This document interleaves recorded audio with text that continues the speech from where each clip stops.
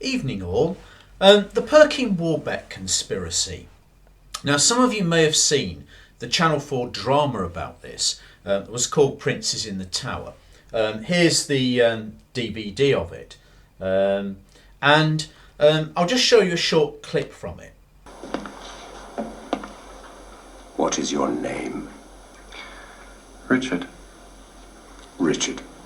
Yes. You're sure about that? Think carefully before you answer.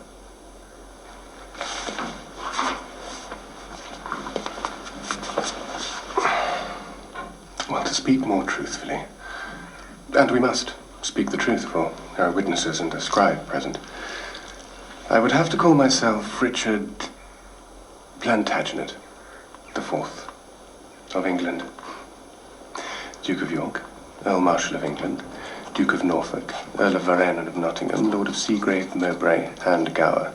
Obviously that was a fictional drama, but it's based on real events. So what was the Perkin Warbeck conspiracy against Henry VII? Well, Perkin Warbeck, if that was his name, was the second of two pretenders that were used by Yorkist conspirators to try and get rid of Henry Tudor, Henry VII. The first one being Lambert Simnel, and the Lambert Simnel conspiracy culminated in the Battle of Stoke in 1487, which is the final battle really in the Wars of the Roses. Now again, some of that is conjecture. We don't even know whether Lambert Simnel was that person's real name, and there's all kinds of different theories as to who this so-called Lambert Simnel actually was. And the same thing is true of Perkin Warbeck. What we do know is that the pretender that has gone down in history as Perkin Warbeck first appeared on the scene in Europe in around 1491. And he appeared first of all at the court of Margaret of Burgundy, and then shortly after appeared in Ireland. And Ireland had always been a popular centre of Yorkist feeling ever since Richard, Duke of York, the father of Richard III and Edward IV, had been governor of Ireland in the reign of Henry VI. And the Irish, like with the Lambert Simnel conspiracy, supported the pretender, and in this case supported Perkin Warbeck. Margaret of Burgundy is an interesting character. She's the sister of Richard III and Edward IV, and apparently had been very close to Richard III, and is at the centre of many of the conspiracies against Henry Tudor, Henry VII, possibly because she wanted to get rid of Henry because of what Henry did at the Battle of Bosworth to Richard III, i.e. usurp the throne from him. But Perkin appeared at her court and was recognised by Margaret of Burgundy as the youngest of the two princes in the Tower. That's who he was pretending to be. He was pretending to be Richard of Shrewsbury, Duke of York, the youngest of the two princes in the Tower, who was about 10 years old in 1483 when Richard III became king, and was put in the Tower of London with his older brother, the former King Edward V, who was about 12 years old. And then both of the boys subsequently were seen less and less playing in the grounds until they were never seen again.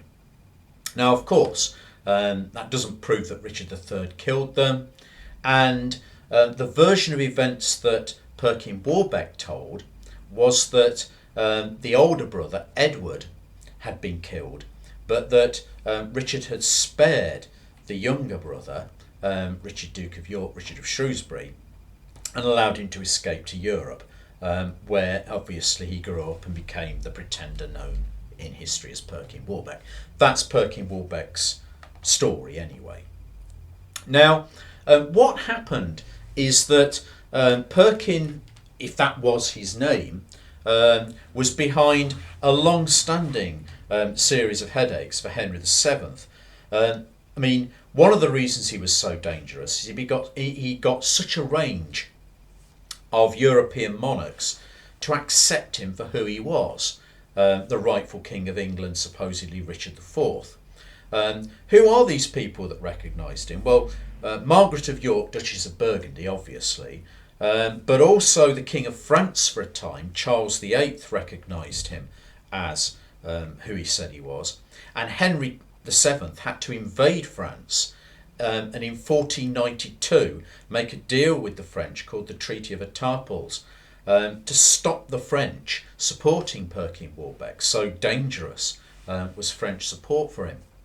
He also got the Scots to recognise him for who he said he was, and he married a cousin of the King of Scotland, a lady called Lady Catherine Gordon, and that's how much the Scots supported him.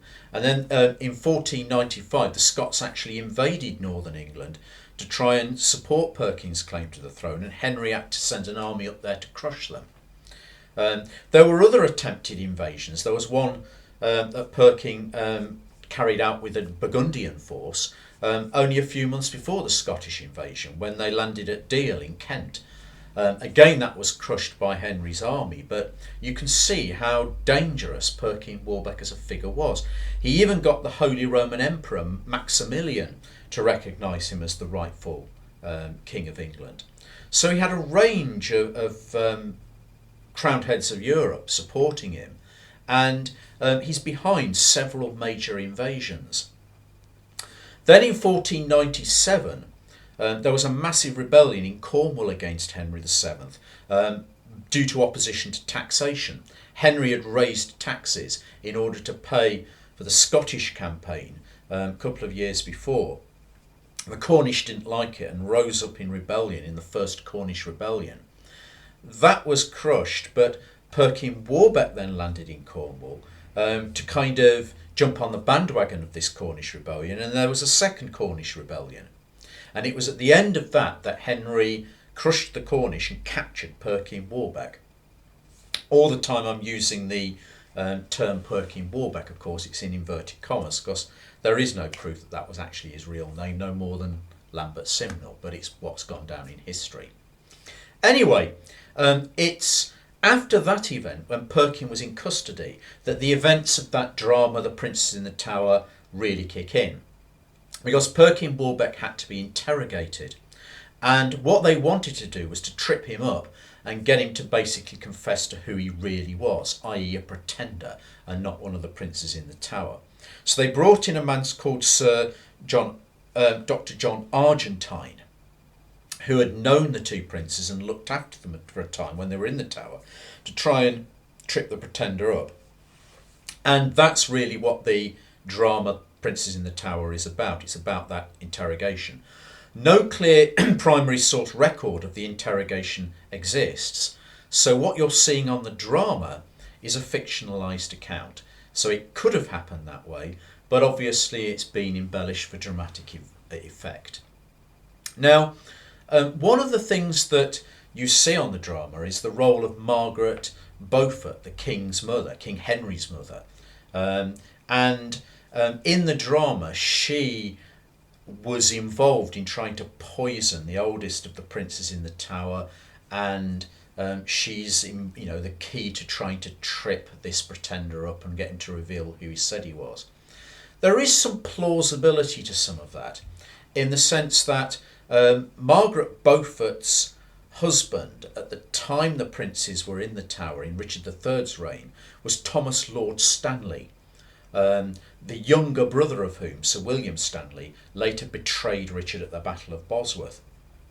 And Richard had made Thomas Lord Stanley Lord High Constable of England after the Buckingham Rebellion in 1483. That had been the Duke of Buckingham's job before he was executed at the end of that rebellion.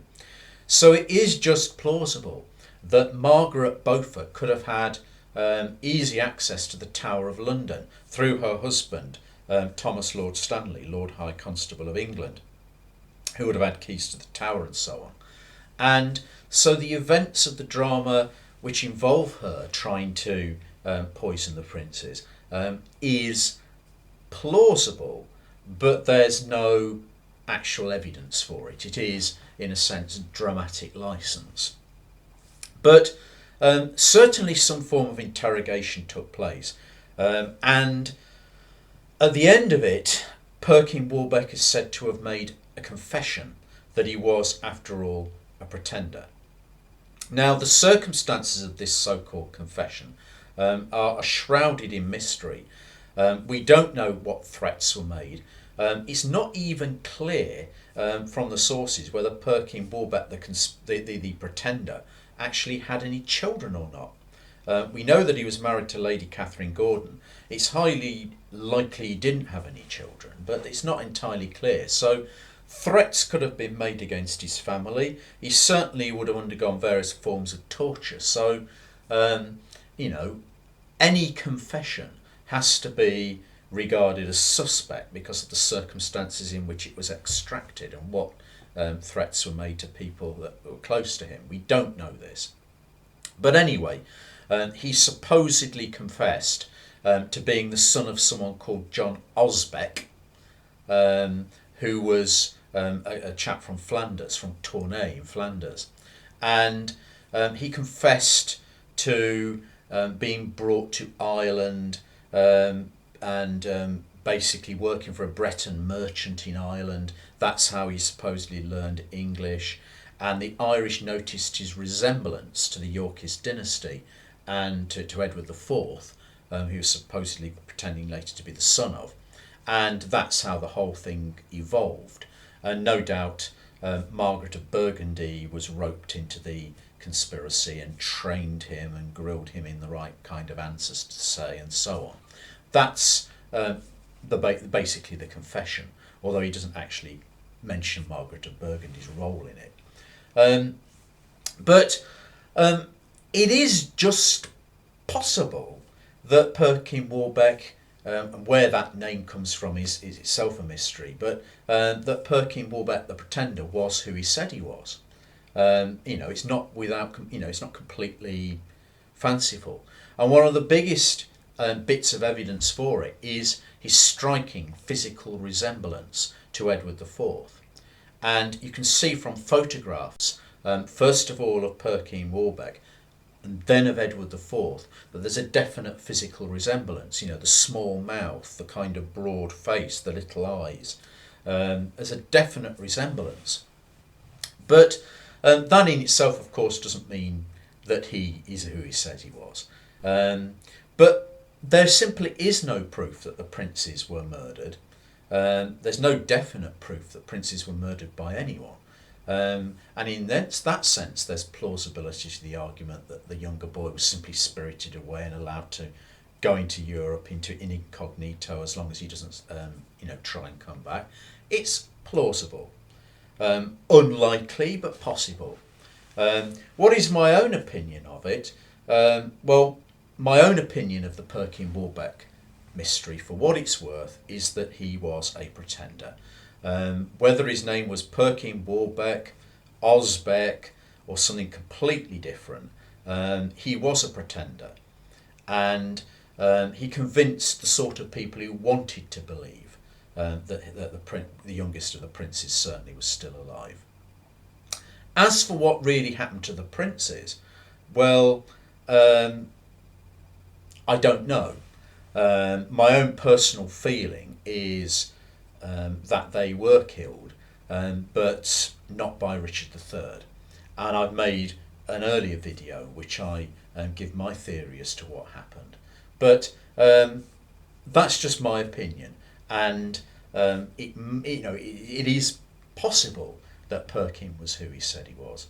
As for Perkin himself, in 1499, after 2 years in the Tower, Henry, who was desperate to marry his son, Prince Arthur, to Catherine of Aragon, a Spanish princess, needed to prove he was secure on the English throne, and therefore the pretender, along with the Earl of Warwick, the Duke of Clarence's son, Richard III's nephew, were both executed.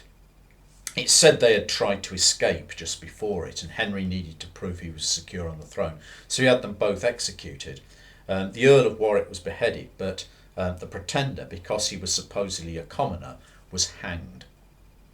And before he was hanged, they beat him up in order to disguise his Yorkist features, so when he was hanged in public, they couldn't see the physical resemblance to Edward IV. Anyway, thanks for listening.